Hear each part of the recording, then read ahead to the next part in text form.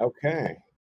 All right. Well, for the myriad of fans who are in attendance, thank you for joining us tonight. And us, I mean myself, Scott Simpson, and I have Tart helping me out as my moderator and just keeping me informed about how I'm sounding and directing me towards questions if I'm messing this up. So a little bit about myself. This is my first official start to a year where I am a fantasy football analyst. I started last year in the middle of the year, driven from my job of writing and evaluating educators, which is a great thing to do, but just 80 hours a week getting hammered with my work. So I decided, you know what? I don't want to do that anymore. I want to do what I love the most, besides being a dad, and that is fantasy football. So I'm here now. I started my website last year. It's nimblewithnumbers.com or nimblewnumbers.com. The W is implicit. We all know that by now. So you go there for DFS primarily, but I'm also starting a podcast coming up in a couple of weeks, actually, called The Millionaires, and that's going to be everything fantasy football. And then Nimble with Numbers is going to be continuing to be DFS primarily, but we'll dabble in some fantasy football as well. So here's what I'm going to do. I have some questions in the chat. This is my first time, so I'm going to start at the beginning where my man Space Ghost Force posted some of the questions, and he put some questions in there that a couple people started, and I'm going to get to those first. And I'm just going to make my way down the board. If you want to add questions, do that. Try not to be repetitive. If someone's already asked, maybe try to think a little bit more critically and ask a slant on that question. So, all right, here we go. One of the questions says, Kyler Murray, Daniel Jones, Drew Lock, who busts worse this year in your opinion? So I think you got to think about ADP and what's relative to the ADP. So Kyler Murray is going to be the highest ADP out of those quarterbacks. Daniel Jones is going to be the mid-grade ADP, and then Drew Lock probably closer to the end. So busting is going to be relative to where you drafted them. If you draft Kyler Murray as in the third round and you reach for him because you want to pair him up with your boy DeAndre Hopkins, he might disappoint you. He might be a bust in your eyes because he's not finishing every week in the top 5. So I think it's where you draft your quarterback and what you want out of your quarterback is going to determine that primarily. But if according to the projections or according to where people think, I think Daniel Jones could bust. I think a lot of people like Daniel Jones this year to kind of be a sleeper quarterback. As a DFS player, he was incredible 2 or 3 games last year, and that's about it. So I think what's hard for season long is that you need to kind of give people a projection for the long range of a season. That's hard to do. So I like Daniel Jones a lot better for DFS. So out of those 3, just from my personal opinion, I think that Drew Lock, he didn't have that much experience. I don't think the expectations are super, super high outside of Denver. In the national media, I don't think anybody's picking the Broncos to win that division. I don't think anybody's picking them to kind of keep in step with the Super Bowl champs. So that's my question on or my answer to that first question.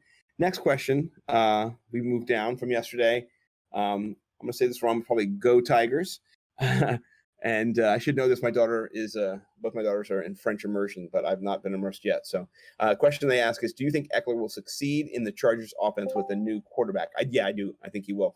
If you watch Philip Rivers last year, he did not have much lateral movement. He was not able to move up and down in the pocket very effectively. He was throwing off his back foot a lot.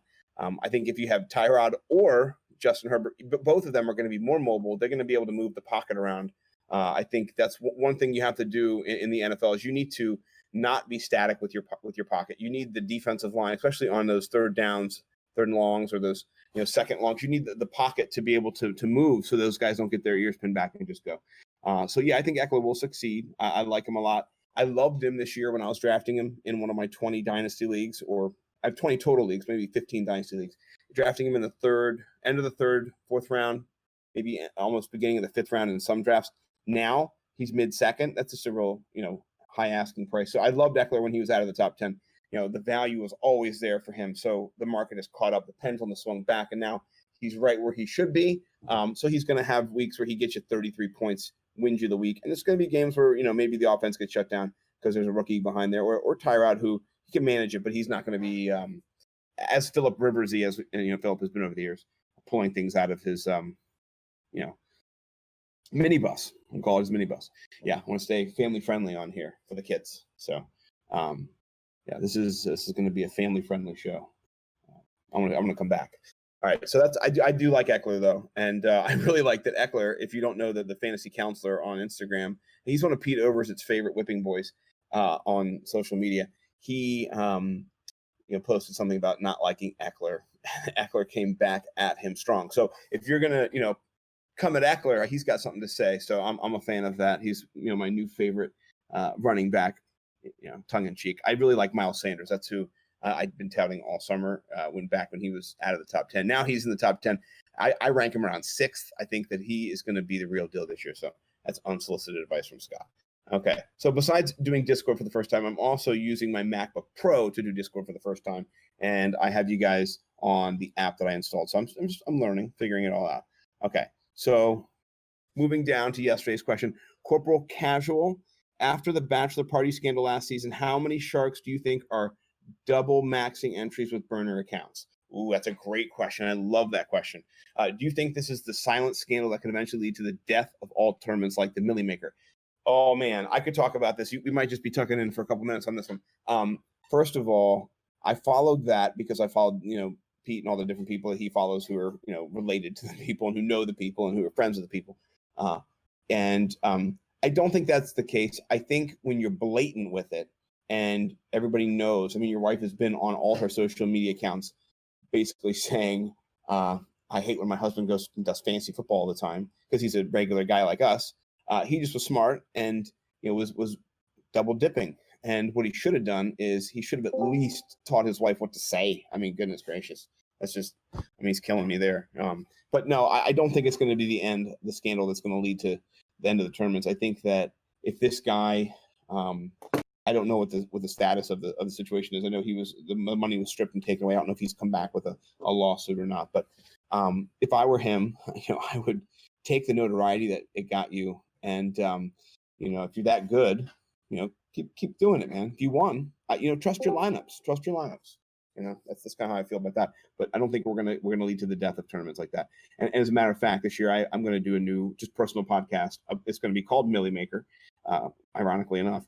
And it's just my chase for the Millie Maker. Each week I'm going to put one entry into the Millie Maker and just see how I do. So last year I did a bunch of DFS GPP tournaments, tons of them, little ones, some bigger ones, but mostly the little ones, the ones that are 10 cents, 5 cents an entry, 20 cents, 30 cents, whatever. So this year I'm really excited to kind of go and hone that knowledge. Last year was just a learning year for me. All that writing I did was for me to learn. It's a reflective process for me. So really excited, and no, the death of the Millie Maker will not come. Corporal Casual, I think you're a good question, but I don't think we're there yet. Hopefully not. All right, Tuba Divas. All right, I know every week is different in DFS, but as a general rule, what positions do you sink salary into, and what positions do you cheap out on? All right, well, defense is definitely one I cheap out on for sure. Looking for those matchups against those bad offenses, or coming off of a bye or going into a tough 4-day window before the team's played.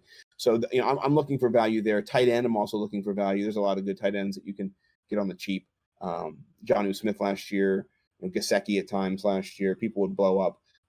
And really good value there. I pay my wide receivers, my running backs, and sometimes the quarterbacks. I think those are the three most important positions. I would say last year you had to pay up for Christian McCaffrey a lot. Or if you didn't pick him, you had to pick the two other running backs who were number 2 and 3, which made it really difficult. So we'll see how this year plays out and how the numbers go. But I do see paying up for, let's say, a mod 0 RB. So pay up for a nice RB, a value RB that's going to give you your bang for your buck when you're in that high value range, maybe the upper 8,000, 6,000 range on DraftKings, and 8,000, 9,000 on FanDuel. I'm thinking primarily your Christian McCaffreys, your Zekes, Dalvin Cooks, Derrick Henrys, depending on the matchups. You're gonna have one of those guys in your lineup. Then maybe go for a PPR back. So Kareem Hunt, somebody who I'll be targeting this year a lot. I got him on Scott Fish. We'll talk about that in a minute, even though it's not in the chat. Maybe it can come in the chat. Maybe I'll jump in and put one in there. But you're going to have one of those guys in there who's going to be kind of underpriced. And then last year, you had Devonta Parker, Devontae Adams, Julio Jones. Those are people that you played at least one of those every week. They were definitely crushing it. Tyreek Hill at different times at the end of the season. So you also had to have those wide receivers all hit. So I pay up for wide receivers. I do, especially good ones. and good running backs. And if you want to go Lamar Jackson or Mahomes, they're going to cost you as well. If they're in the Millie Maker too. So those are my thoughts. Okay, jumping down to today. This comes from our absent host himself, Space Ghost Force. What are your thoughts on Clyde Edwards-Helaire redraft ADP? I think he was roughly 28 overall, 14th RB drafted. After a Super Bowl victory, you see him winning the job over Damian Williams at some point this season, and if so, any idea when? Good question. This is one that I saw debated right away. Davis Maddock had something out there. Adjust your ranks, and he was a Damian Williams truther. Threw him to the side, jumped in with Helaire. So I'm gonna say he does.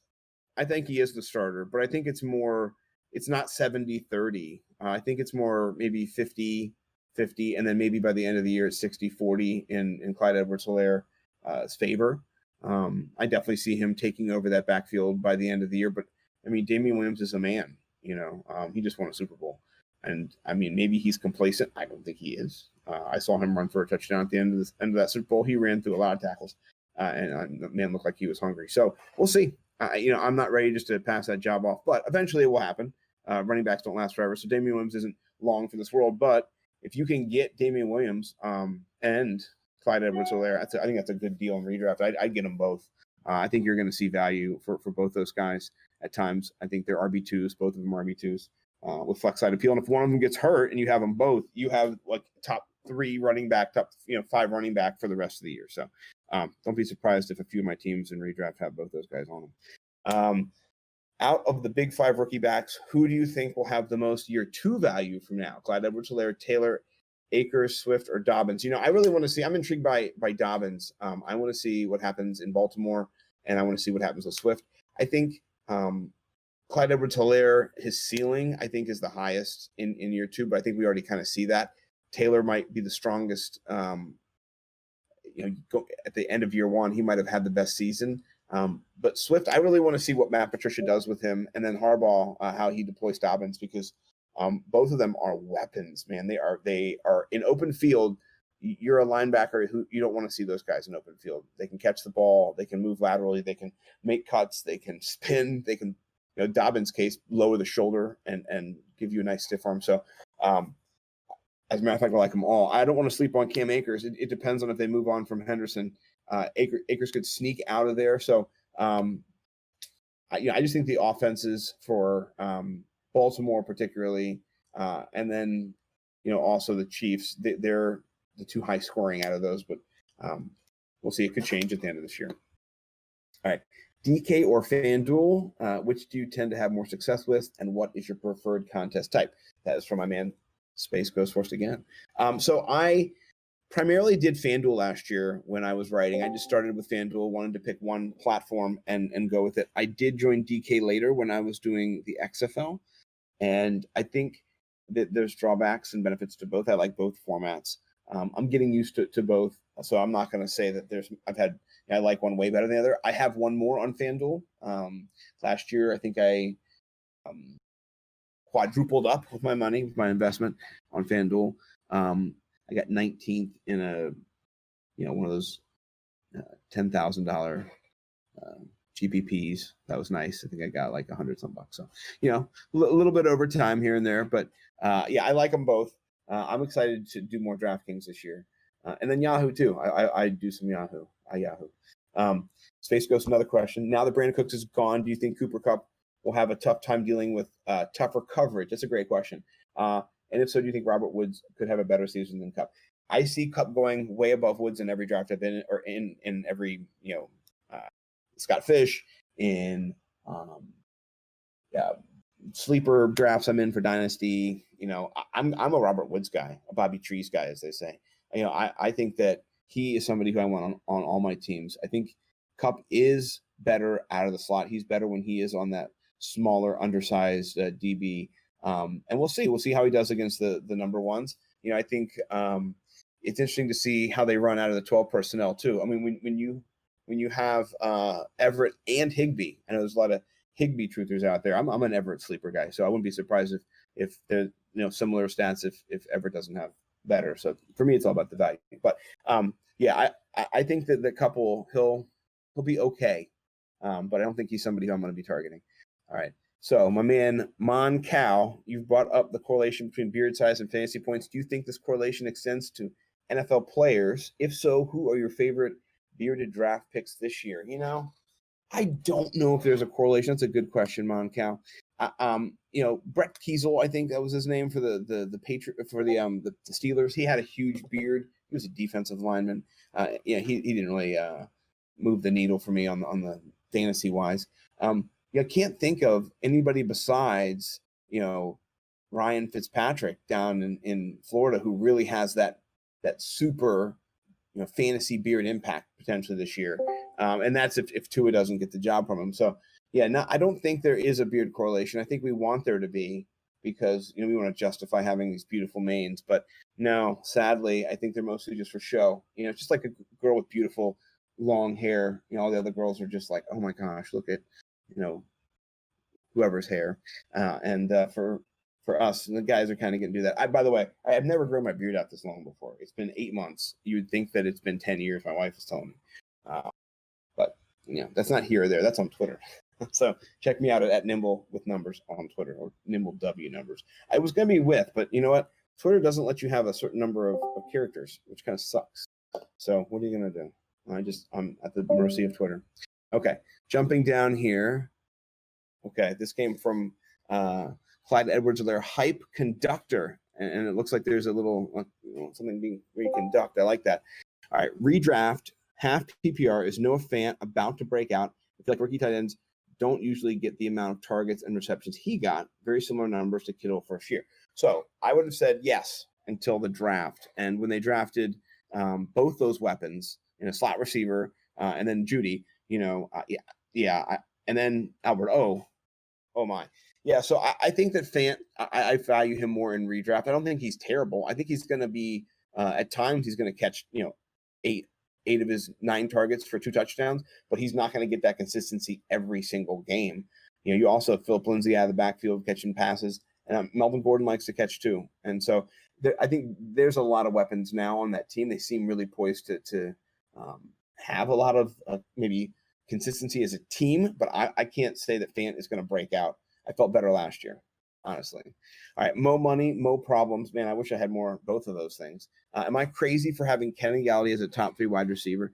Need someone to temper my expectations or preferably provide some confirmation bias. My man. Okay, so confirmation bias is a real thing, just so you guys know. And I'm a firm believer in questioning it so that you understand what you're thinking, where your thinking comes from, and why you think that way. I think Kenny Galladay has top 3 wide receiver potential for sure. I think that he has the ability to break out, and he was somebody who last year in DFS I definitely targeted in my higher bracket of paid wide receivers because he could go for 150 yards, 10 catches, 2 touchdowns. He catches the ball down the sidelines. He nudges somebody. He is gone.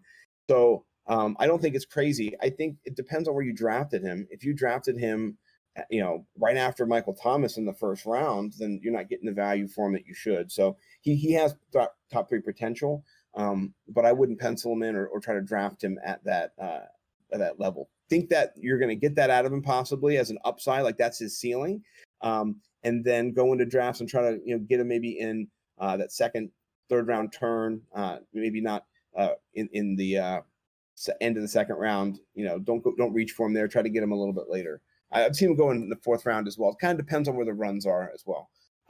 Who are your favorite deep round rookie sleepers? Okay, so here's the problem with this. It always kind of depends on a veteran getting hurt. And so I'm not going to predict any veteran getting hurt. But if you think about potential and breakout and opportunity, you pick your rookie sleepers. You got to think about offenses that have high volume. So I don't know what Philip Rivers is going to do in Indianapolis, but Pittman, if he comes in there and is the wide receiver number 1, he has an opportunity as that big wide receiver. He can be on the field for run blocking.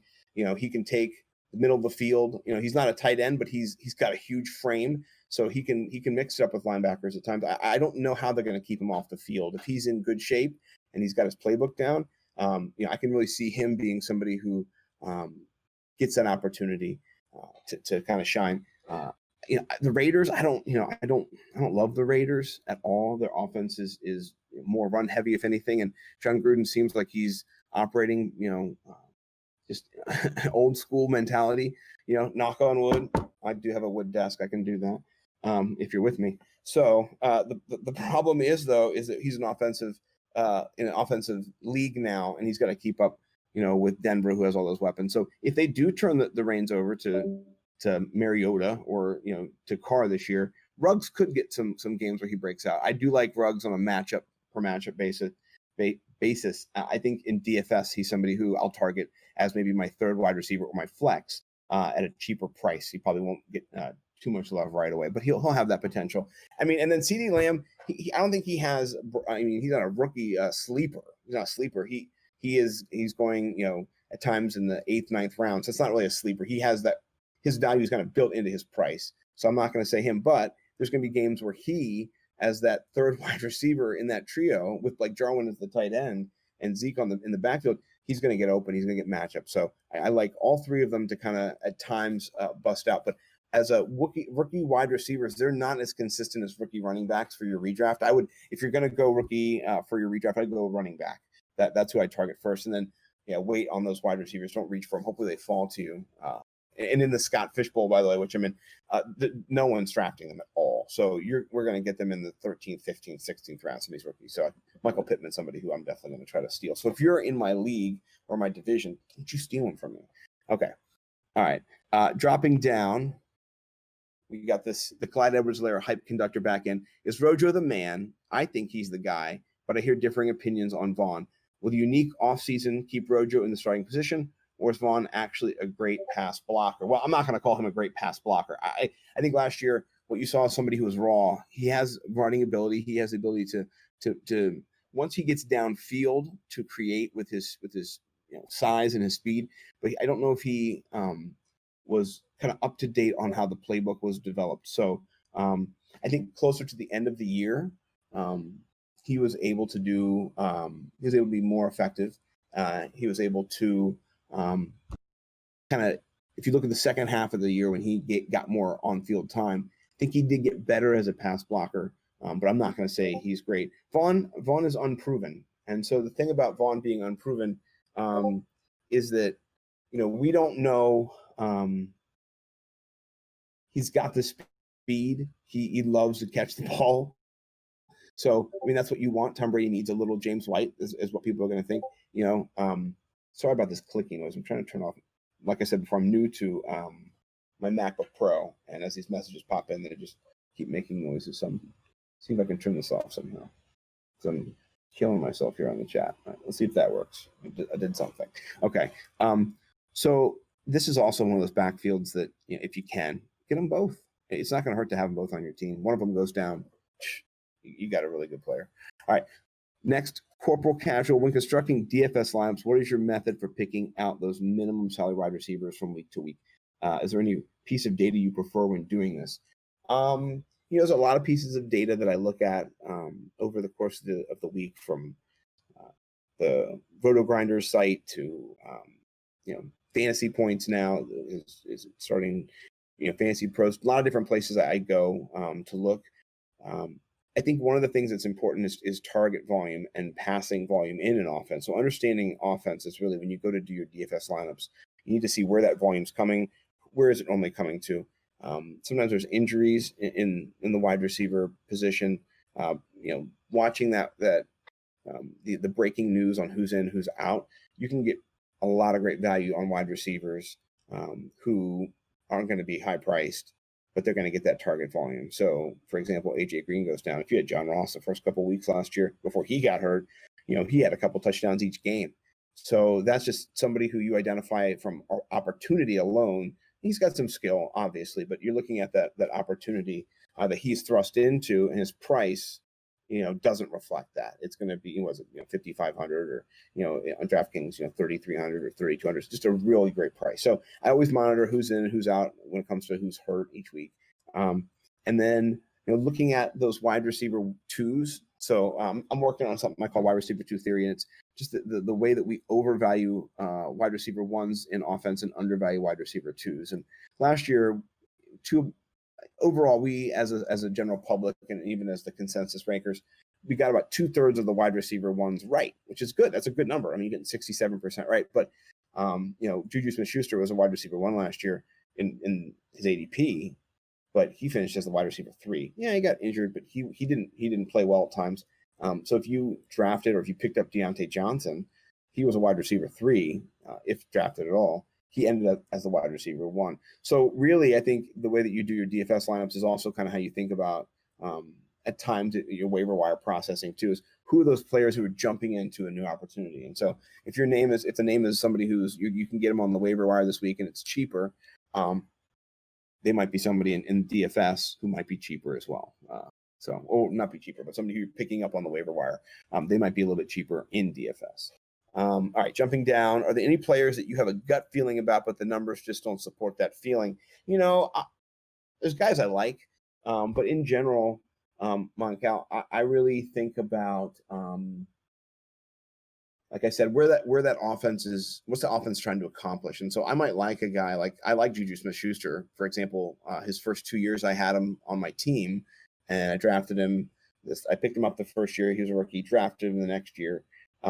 And so I didn't pick him last year. He went right by me, and I picked Nick Chubb, and then the guy behind me picked Juju. And so, there are guys I like, but I did have a gut feeling last year that Juju was not going to be good. I just had that gut feeling that, Antonio Brown was gone. It's an obvious, but he was still the number one. I just didn't like that. It wasn't somebody that I had a good feeling about. But the data doesn't always belie your feelings. Sometimes, you got to go with your gut. I think there's nothing wrong with using both the data and then also how you feel about a player and how they're performing. For example, Devonta Parker, first 4 years of his career, no data supported him busting out in his 5th year, but he did. He had opportunity. Preston Williams was hurt. There's that opportunity increase. So, you never want to close off your thinking about any player. You also don't want to just expect wide receiver 1 number from somebody because they did it before. You really have to look at the context that they're playing in and how that season unfolded and what the game structure looked like. Were they playing from behind? Was their defense terrible? Were they winning? Were they running the ball? Minnesota all over everybody. I think they just scored again on the Redskins. Sorry, I shouldn't even have said that. I don't like saying that word. The Washington football team. I hate that team, by the way, because I used to be a fan. Pull back the curtain. But then Dan Snyder came along and he did horrible things. And as a person, my personhood does not like his personhood. So I'm not bad things to say about him, but he pushed me away as a fan. And now I'm a fan of fantasy football. Way better because, you don't have to, be led around by the nose. You can make decisions based on data. So, all right, let me go down a little bit here. I don't want to ignore anybody, and I want to see what time it is too. Oh, I got a half an hour left. Okay, good. All right, I'm gonna take a drink real quick, guys. My mouth's getting a little dry. Even when I'm teaching, I have to go take a break for a bit.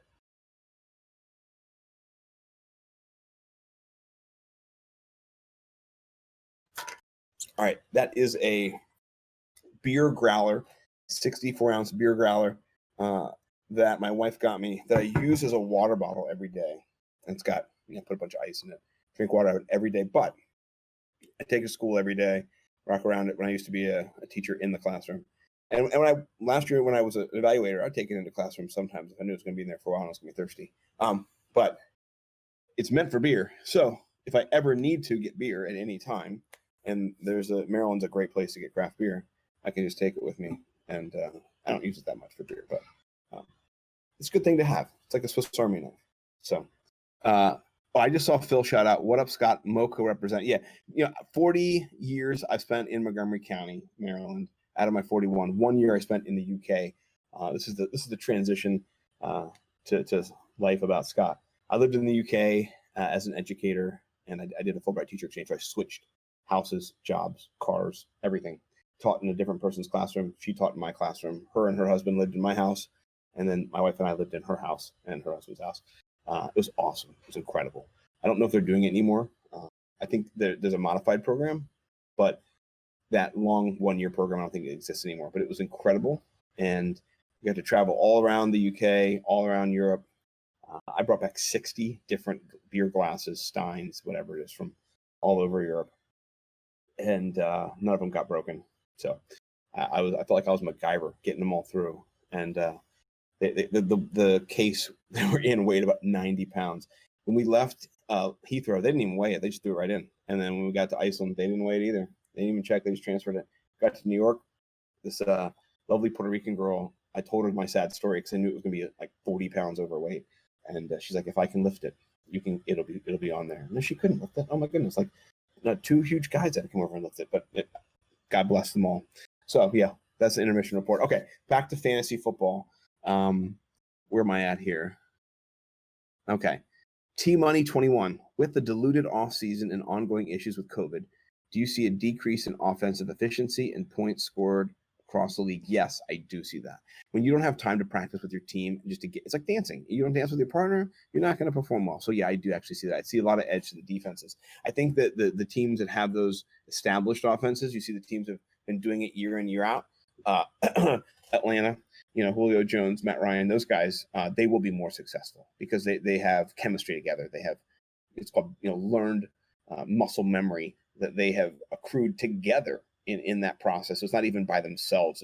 It's in rhythm. They've danced. They dance together. So yeah. Will the increased reps and possible quarantine have more negative impact on the offense or defensive side of the ball? I think all that practicing behind the scenes, not that it doesn't matter. I do think practicing matters. I do think the defense will have an advantage over this year, though, and we'll see how that plays out. I think the better teams will have it. Just put it that way. So, the teams that stink, the Jets, they're still going to stink. So, all right. Redraft. Are you a Lockett or a Metcalf guy? I've been a Lockett guy. I'm a Metcalf guy this year. I took him in Scott Fish as my fourth wide receiver. Yeah, you heard that right. Modified 0 RB, fourth wide receiver. My wide receivers are Julio Jones, Calvin Ridley, Mike Evans, DK Metcalf, and then I got Debo as my fifth. Okay. Or will Russ finally be unleashed this year? Pete Carroll, I read an article today on Roto World by Hayden Winks, and they're the 30th ranked efficiency in using metrics and next gen stats, and so no, I think Pete Carroll looks like a cool guy from Pacific Northwest and California. He's not as smart as he should be. Unfortunately, he needs to put his shirt back on, and he needs to get in the boardroom and hire an analytics firm. He's in the computer hub of the world. I mean, come on, what are you doing there, bro? That's how I feel. Ask me how I really feel. I'll tell you later. All right. Yeah, I'm a Metcalf guy. And the reason I'm a Metcalf guy is because he is bigger and stronger than every one of those DBs. You're going to press DK Metcalf? I mean, you're not going to. It's just not, it's not ever happening. If you press him and he throws you on the ground, he gets a touchdown. So you know what DK Metcalf's going to do? He's going to come out and he's going to bull rush off the line, or they're going to give him space, and he's just going to learn to develop his route tree and his movement. He's gotten better. I know people were saying that my 3-cone drill was faster than his, and it was. But you know what?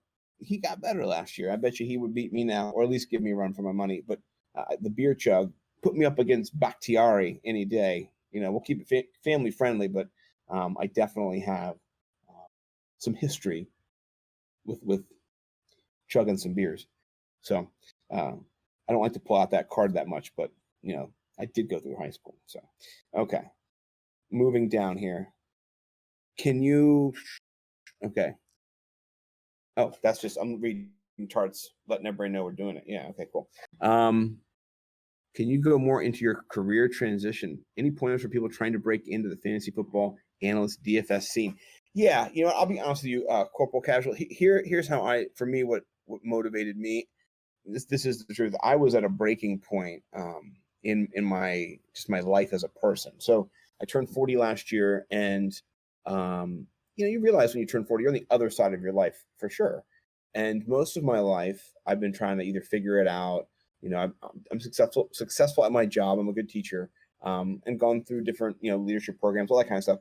But that's kind of like, it's not what I want to do. What I want to do is fantasy football. What I love the most, what I think about the most, what I'm obsessed about the most is fantasy football. It's football. It's been football since I've been a little kid, and I watched football when I was like 5 years old, 4 years old. I lived with my grandma, and she was a huge Raiders fan, and so we watched the Redskins Raiders Super Bowl, and I didn't really know the Redskins, but they got crushed, and so that was my introduction to football. and I became a Redskins fan since I live, about 45 minutes an hour outside DC, and I've loved football ever since then. And not even just the Redskins, I just love football. It's just an incredible game of skill and strategery, as George W. would say. As a young guy, I played Madden, as a crazy Madden guy. I got out of it and got married right when the huge contest started, right when guys were making lots of money. And I was not. I was getting married, so it didn't work out that way. I have a cool story later in the podcast I'll do about when I did win some money at a tournament, but that's not here or there. So really, what you have to do is, long story short, you have to follow what your heart really wants. And so that's what happened. Is I was under extreme stress from my job, and instead of just like being like, I'm going to bed, I'm broken. My spirit broke out, man, and it was like, this is what I want to do. And I stayed up all night one day after working all day, after writing, after doing my job. And I just started writing for fantasy football. I'll post that. I'll share this. I don't know if I can share it in here. I'm still learning the ropes of how to drag and drop and put things in here. But if you go to Nimble, wnumbers.com, and you go back to my first article, I think my heart's pretty raw at that stage. I wrote a lot just about kind of where I was at as a person, but it's for me. This is all for me. And so, build relationships, do it for what you love. Ultimately build relationships. So I think that's the most important thing that I've learned. When you do that, when you make an effort to not just go into other people's feeds and answer their questions or post on people's things or share your stuff, but really build relationships and care for other people, learn about them. You'll be amazed. Fantasy football Twitter was, not the place a couple years ago that I thought would like save me when my daughter went through, her situation. It's incredible. Just the best people ever. I mean, from, Denny Carter doing a podcast about my daughter to, people helping raise money for her, to people just praying for me. Like, fantasy football community is one of the most beautiful places with the best people. So you want to get into that community, build relationships with them, and for me, I'm not trying to sell anybody anything right now necessarily. I mean, maybe eventually, but most of everything I do and I share is just out of like, this is my craft. This is what I love. Here's what I made. And I think eventually those things should be monetized if you're working, I can't do this my whole life and not get paid, but I think really when you start off, you do show people what you have and you say, this is what I work on. This is what I care about. This is what I love. And so it's sharing, your hobby. So do whatever you can to look for angles that are important to you. Apparently people like funny fat guys. I just figured that out. Actually I knew it, but I didn't want to dip into that part of my character really, because I want to be known for being smart and intelligent and well-spoken. But you want to make funny videos and get your wife to film you chugging beers. I mean, that works too. But if you want me to be in one of those videos and chug a beer with you, just DM me and send me some beer. I'll do that probably as well. All right. So go Tigers. Do you think Mecole Hardman is someone who will be a great wide receiver? You know what? I don't know if he'll be a great wide receiver. He's got the wheels. I mean, I think that's what we covet. If he gets the opportunity this year, and I do think he will get more of an opportunity this year, I think that he will have those games like he did last year where he busts out. So he's got the potential to get 10 touchdowns this year, but he also has potential to get tackled. So I think he has the potential. I don't know how you're going to keep him out of the end zone if you also have Tyreek Hill, healthy Tyreek Hill. But they didn't use them last year that effectively together. So hopefully in the long term they do. I really did want him in the Scott Fish today. He got drafted in front of me, so I was disappointed. So yeah, I think he's somebody who could develop, but I'm not going to say great. I'm going to say he has great speed right now. We'll see how he uses that. Where will Hunt finish in half PPR compared to Chubb? This is interesting. I think that if Kareem Hunt would have played last year, the whole year, and would have been healthy, I think Chubb would have definitely taken a bigger dent than he did. And I had Chubb, and his production did drop off. I mean, and running backs production does drop off at times at the end of the year. If you've been crushing it and running 27,000 miles an hour like you did last year against Baltimore on that 90-yard touchdown run, I mean, yeah, you get kind of one up by the end of the year. But I'm interested to see. I could see their touch ratio being closer to 60-40 with getting a lot of the PPR work. So in that regard, I wouldn't be surprised if Hunt is maybe 25, running back 25, and maybe Chubb's running back 15. But I don't think Chubb has the top 10 potential as much with him there. So maybe it's a little closer. Maybe it's Chubb is 15 and Hunt's 20. But I like them both, and I would draft them both if Hunt wasn't so expensive. But I'm not going to – I didn't really draft Chubb in many of my drafts. I think I have a total of 20 teams right now, and I might have 2 shares of Chubb or 1 share of Chubb. So, which team is the hardest for you to get a read on this season?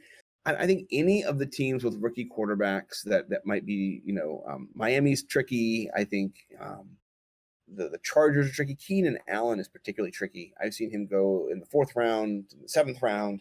He's all over the place. So I think where you're unsure of what the offense is going to look like, I think those are the offenses or the ones that just they didn't do well last year, and people, Adam Gase and Sam Darnold, people are hoping they're going to rebound. Adam Gase is terrible. I don't even know how he got his first job, let alone the second job. I think the Jets are terrible. So, I mean, maybe that's just my bias. I don't know. But I think they're terrible. And so, those kind of teams, maybe they surprise you game to game. But we'll see. Buy or sell Debo due to his injury. Well, I bought him today in the 11th round of Scott Fish. So I'm not going to say totally get rid of him. He was going in the 7th and 8th round, 6th round before. Don't buy him there. Get him if you can get him in the 10th, 11th round and just stash him on your bench until he gets better. I think it's not a great thing to have a player who's injured, especially, to the wheels that they use to kind of run around as a slash running back wide receiver type. But I think if you do get an opportunity, he slips, then he becomes valuable. I think that's the theme for all of this, whether it's DFS or redraft or waiver wire. You need to understand that all these players' value is on a sliding scale, and it's moving at any time depending on injuries, depending on usage, depending on if you're fumbling the football. You play in New England. I mean, imagine if Sony Michel fumbles the football a couple of times. Maybe Damian Harris becomes a workhorse back. We don't know. I don't think Bill Belichick would give us that. I mean, he became the workhorse back for like 3 days or 3 games. And then he'd sign Brandon Bolden off the practice squad to run for a couple touchdowns. And he'd, do what he likes to do. So, all right. Go down a little bit. Can I draft Mac with confidence? Yeah, you know what? At his ADP space, I think you can draft him, not expecting him to be an RB2. You can draft him as a flex, and then he might at times deliver with RB2. I don't know about this Naheem Hines getting 10 targets out of the backfield. That's the most coachiest speak I've ever heard. What are you talking about? I bet you there's not one game that he gives him 10 targets. The over-under for me is 0 games with 10 targets for Naheem Hines. That's just not going to happen. That's ridiculous. So yeah, I think Mac, if you can get him in those later rounds in the 9th, 10th round of a draft, he becomes very valuable. Especially if you're going to do a modified 0 RB. For me, I was looking, and I'm doing a modified 0 RB as we speak. So I wanted to get him or Tariq Cohen. Somebody grabbed him. He was my first choice. And then I went with Cohen. Not a huge Cohen guy, but he might get more PPR points than the guys who are left around him. So who are you holding in Dynasty that you probably shouldn't be? Oh, man. Well, Raheem Mostert now. I got a couple teams where he's on, but he's 27. I should have looked into his age. The team I drafted him on, I shouldn't have listened to the Ball Blast girls. I love them. I sent them White Claw after they told me what happened. But yeah, I think we all bought the hype on him, and we do. We watch the Super Bowl and we see him go through these huge holes, and we're just like, yeah, that's the guy. But Kyle Shanahan's the guy. That's the truth. Do the coaching changes in Carolina worry you for CMC's production this year? I don't think so, really. I think he is gonna get the ball. I think everybody knows that he's the most touched. He's gonna get the most touches this year on the team. Nobody's shocked. I think that. I also think that he has earned all those touches. So I don't think that they're gonna commit. Here's the thing. I don't think he's not gonna get as many points as he did last year. It's just not gonna happen as much. I think the ball will get spread around a little bit more. But I still think he's the RB1. I don't think it's, maybe he does it by 40 points or 50 points this year, but I think he's still the best player on the team. Okay. Tater Nanner, how do you feel about Tyler Boyd? Are you high on his future with Burrow? What's his outlook in Dynasty, in your opinion? When they drafted Higgins, I was intrigued by that. I don't know if that helps Boyd or not. I don't know what AJ Green does after this year. I think that once we know what AJ Green does and where he's going to be and what's that going to look like, I think that gives us a clearer picture. Tyler Boyd is somebody who I would hold on to, and then once next year comes, if it's just him and Higgins on the outside, then I think that his value it does take maybe a round jump up. And so maybe if you're looking to get rid of him, then maybe you move him then. If you're looking to keep him longer, with Burrow, I do think he's got opportunity to develop. We'll see what his contract comes around as well. Also with Auden Tate, Auden Tate was one of those guys last year who, because of opportunity, I liked him in DFS. I played him in DFS, but I got no confidence in him now. Somebody reached out to me today and asked what was the outlook for Ross and for Tate. I said, there are people who are on a watch list for me, but I'm not going to draft them. I don't need to draft them. No one's going to draft them. They can just sit on the bench. And I have a list of guys every year who you hate to say this, but you're monitoring injury all the time. And you're looking at AJ Green pulled a hammy. Okay, well, who does that benefit? Is that going to give Ross the opportunity, or is it going to be, Tate the opportunity? So I think for me, it does come down to beat reporters telling you who's getting the reps in practice too. All right, I got to drink some more water, guys. All right. Sorry about that. Back to the growler. All right. So, Space Ghost, I'm just going to call you SGF, bro. My man, SGF. Minshew, Lenny, and the Jags wide receiving corps. Do you think they run Lenny into the ground, especially given his contract situation, or are we sleeping on any Jags receivers' value? Favorite food for the live fantasy drafts? Oh, these are great questions. All right, I'm going to go with the favorite food question first. So, my guy, if you don't follow him right now, you're going to eventually follow him because he's going to be my co-host for my podcast. His name is the Ralph Macho, and it's a picture of somebody. Oh, the gerbils are acting up. I talked to Tart about this. I don't know if you can hear him. They're biting stuff over there. I rescued these two gerbils my wife bought for my daughter, and unfortunately, she didn't like them because they bit her. Because you're not supposed to touch gerbils because they're mice. And I'm off topic, but they're over here gnawing on things. Anyway, my man, the Ralph Macho Mike, he's got a picture of a Karate Kid on his avatar on the tweeters. He has won. He won 3 times in a row the last 3 years of our redraft league that we're in together. And they're running in the wheel. That's what they're doing. Finally, they've not been running in the wheel. The gerbils are running in the wheel. Thank God. All right, they needed to get the energy out. All right. So he always buys Lido Pizza, which is a Maryland thing. Maybe it's somewhere else too, but it's delicious. And then he gets buffalo wings from Wings to Go. He gets a bunch of wings, buffalo wings, just hot wings, and garlic parmesan wings. So I would say I munch on those the most. Just the wings and pizza, and then beer. Obviously, you have to have beer or two. I try to draft very sober though, so I'm not going to be tipping a few back. No need to do that. So I do think that this year that they're not re-signing Fournette at all.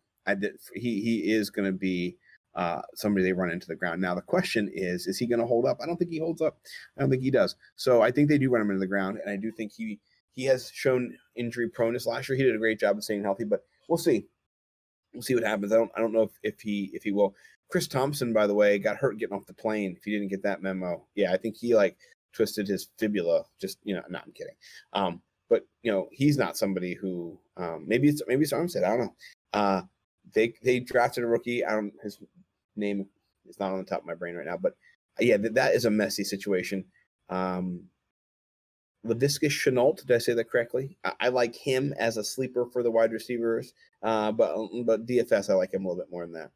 He's not somebody you should draft necessarily, but you could probably pick him up if someone gets hurt or if Westbrook stinks, which he kind of still does. And then is Miles Sanders the real deal? Yeah, definitely he's the real deal. I think that the Doug Peterson narrative of he doesn't ever had a bell cow back. Well, yeah, of course he hasn't. He hasn't had the bell cow back. I mean, I think what people fail to realize in all these situations, the coaches use the talent that they have. And so maybe you get somebody like Bill Belichick who, messes with running backs or doesn't, isn't consistent in how he deploys players. But, in general, coaches are looking for somebody All who right, fits what they want. And if they find somebody who can do more than one thing, Miles Sanders can do more than one thing. He can catch the ball, he can run in space, he can get through the line. He can make people miss in the backfield. He can't lower his shoulder necessarily. He's not a great goal line back necessarily, but maybe that's the only knock on him, and we'll see how that works. There's no Jordan Howard this year. I really haven't seen the goal line situation, but I do think he is a top 10 back if he doesn't get hurt this year. And there's going to be games where he is going to get you, 30 points, 2 touchdowns. He's going to run all over people, and he's also going to catch all over people too. So he's not necessarily Saquon Barkley light, but I think that because he's a different frame and different skill set, but I think he has that type of potential, and I do own him in about 40% of my dynasty team. So it's not just me saying that. I believe in him. I picked him. I don't think the Jags drafted a rookie RB, but they snagged. Yeah. So they didn't draft one, but they did pick him up. I have a tool that I created a couple of months ago when the draft happened, and all the wide receivers and rookie running backs that were unsigned rookie free agents went and kind of signed on teams. It's a huge draft depth chart tool. It'll be on my fantasy big board that I'm making, but I haven't looked at it in forever. It's been Father's Day month. Dang it! If you don't know what that is, go back and check my Twitter and just put in Father's Day. I legit thought Father's Day was the wrong weekend. That's a true story. And the reason I thought that, and people, I don't want to bore you with stories that are not fantasy football related, but the reason I thought that is my children, God bless their souls, were like making crafts for me and doing like card stuff, and I kind of caught them. I wasn't intending to catch them. I just walked in and they're doing something, and they tried to hide it from me. I was like, "Oh, hey, what are you guys doing?" Like, Father's Day, Dad. And I was like, "Oh, that's so cool." And my wife's like, "Yeah, we got some stuff for you for Father's Day. Happy Father's Day." I was like, "Oh, it's Father's Day." Oh, this is a Saturday of the week before Father's Day. And I was thinking, "Oh, this is great. It's Father's Day." I didn't even know. I was like, "Man, it crept up on me. Holy crap." And I went out to the store and I bought some beer for me. I bought some beer for my father-in-law. I bought a bottle of Scotch, Lagavulin. And then I went and delivered the beer to my father-in-law, and I told him Happy Father's Day, and he said Happy Father's Day to you, and he accepted the beer.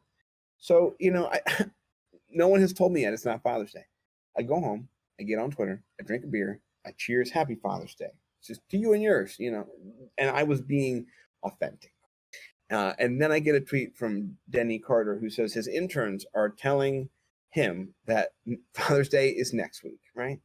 And so I thought he was just messing around. I thought he was having fun, which, he does. And I do too. And we're friends. So I was like, hey, I just said something dismissive to him, like you should fire your interns or something, because I just get wild on Twitter sometimes. And I laughed it off until I get a DM from him. And he says, "Hey, man, it's cool. My wife thought it was this weekend too." And I was like, "Oh, shit. Shoot. I said, "Oh, shoot. I said. Yeah, I said, "Oh, shoot. It's not Father's Day." But I was already too committed to it being Father's Day. So that weekend before Father's Day, it was Father's Day.